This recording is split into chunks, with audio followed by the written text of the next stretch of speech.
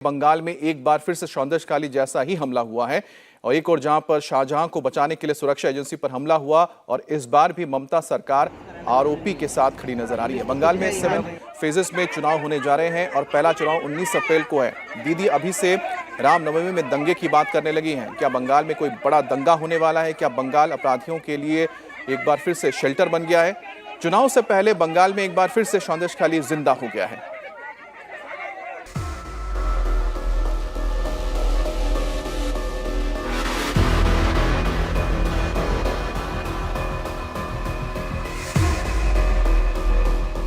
पहले संदेश खाली में ईडी पर हमला, अब ईस्ट मेदिनीपुर के भूपति नगर में एनआईए की टीम पर अटैक। पैटर्न सेम है, हमले का तरीका भी एक जैसा है। संदेश खाली में भी भीड़ ने अटैक किया, ईस्ट मेदिनीपुर में भी आधी रात को वैसी भीड़ एनआईए की टीम पर आक्रमण कर दी। संदेश खाली में भी पत्थर लाठी डंडे से अधिकारियों को पीटा गया, ईस्ट मेदिनीपुर में भी वही दोहराया गया। संदेश खाली में ईडी के अधिकारियों की गाड़ी को निशाना बनाया गया, तो ईस्ट मेदिनीपुर में भी वैसा ही नजारा दिखा। संदेश खाली और ईस्ट मेदिनीपुर के भूपति नगर में केंद्रीय एजेंसियों पर हुए हमले का सीधा कनेक्शन ममता बनर्जी की पार्टी से है। संदेश खाली में ईडी टीएमसी नेता शाहजहां के यहां रेड करने गई थी, तो ईस्ट मेदिनीपुर में एनआईए की टीम भी टीएमसी नेता को ही पकड़ने गई थी।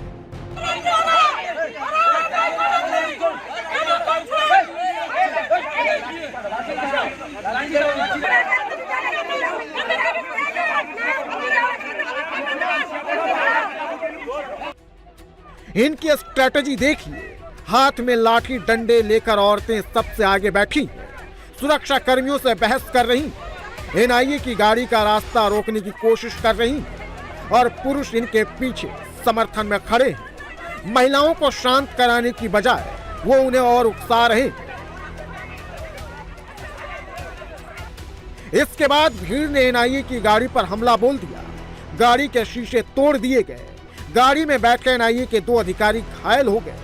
देखिए, बंगाल में कभी सीबीआई, कभी ईडी, कभी एनआई पर अगर यहां के गुंडे लोग सरकार की मदद से हमलावर हो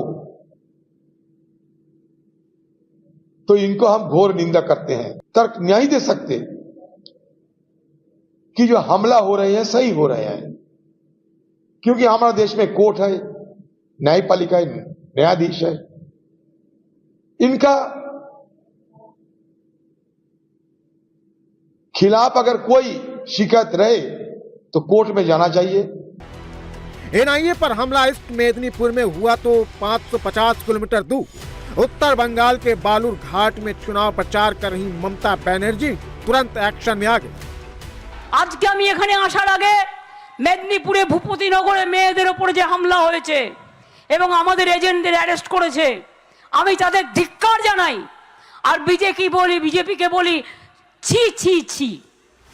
5 जनवरी को संदेश खाली में ईडी पर हमला हुआ था, तो 6 अप्रैल को पूर्वी मेदिनीपुर में एनआईए की टीम पर अटैक।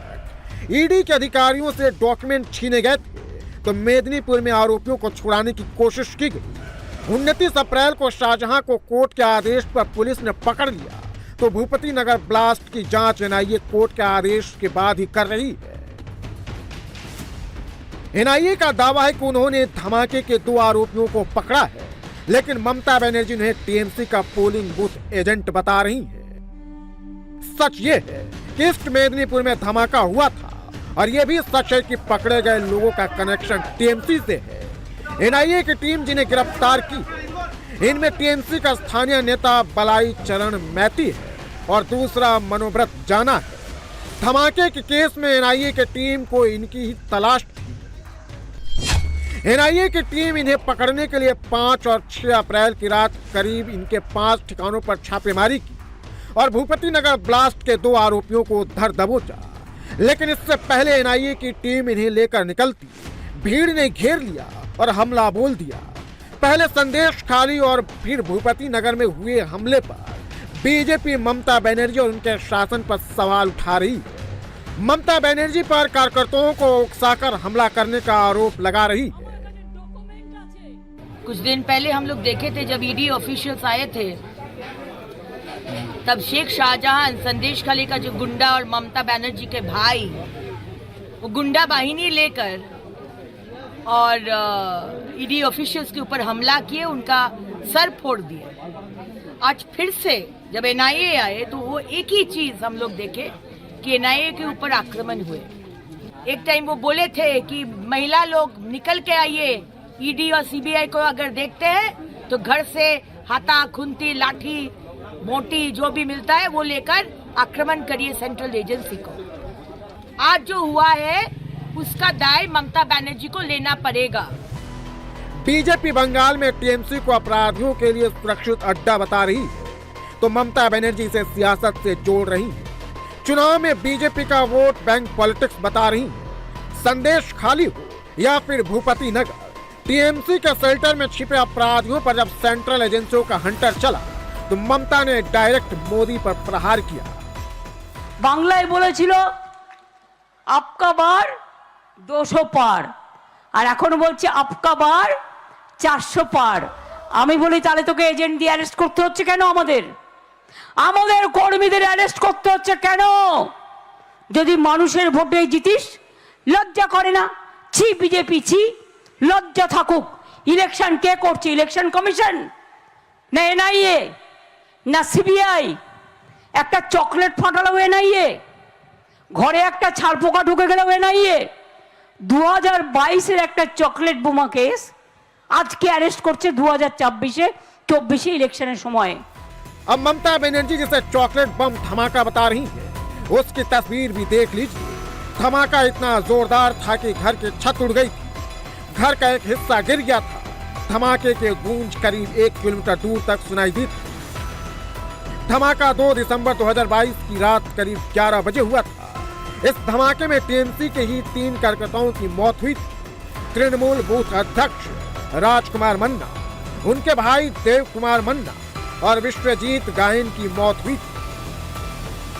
ममता बनर्जी एनआईए की छापेमारी को लेकर सवाल उठा रही है, लेकिन एनआईए हाईकोर्ट के आदेश के बाद इस केस की जांच कर रही है। पिछले महीने एनआईए ने इस मामले में पूछताछ के लिए तृणमूल कांग्रेस के 8 नेताओं को समन भेजकर 28 मार्च को न्यू टाउन में एनआईए ऑफिस बुलाया था।